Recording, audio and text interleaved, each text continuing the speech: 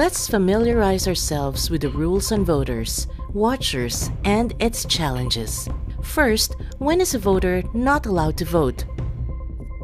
A voter will be requested to leave the polling place if 1.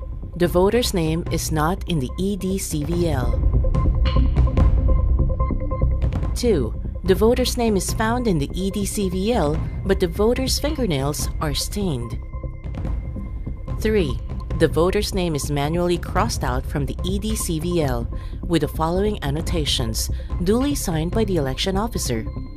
The voter has transferred to another district, city, municipality. The voter has died. The voter's registration record was deleted based on AFIS results as approved by the Election Registration Board. The voter has availed of local absentee voting. 4. If the voter's identity is challenged and you are not satisfied with the proof shown, any incident of this sort should be recorded in the minutes. What if a voter's registration, identity, or qualification is challenged?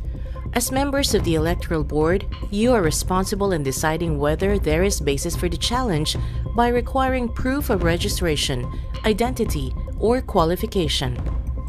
In case the voter's identity is challenged, identify the voter through his or her photograph or specimen signature in the EDCVL or any other authentic identification document.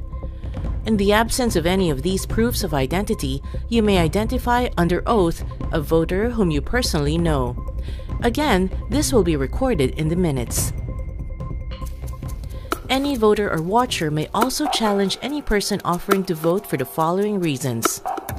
A. The alleged voter received or expects to receive, paid, offered, or promised to pay, contributed, offered, or promised to contribute money or anything of value as consideration for his or her vote or for the vote of another person.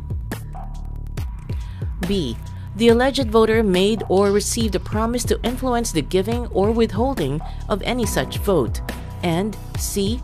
The alleged voter made a bet or is interested directly or indirectly in a bet that depends upon the results of the election. In such cases, you will require the challenged voter to take an oath before you that he or she has not committed any of the acts alleged in the challenge. Upon taking such oath, the challenge will be dismissed and the voter will be allowed to vote. In case the voter refuses to take such oath, the challenge will be sustained and the voter will not be allowed to vote. You will record all challenges and oaths taken and its decision in each case in the minutes. Remember the following rules to be observed during the voting. Number 1. First come, first served. Voters will vote in the order of their arrival in the polling place. Number 2. No crowding or disorderly behavior inside the polling place. 3. Only the following persons are allowed inside the polling place: the EB and support staff, if any, watchers, COMELEC representatives, DESO technical support staff assigned in the voting center, EAPP support staff, voters casting their votes, voters waiting to cast their votes, jail, prison escorts escorting detainee voters, and others authorized by the COMELEC.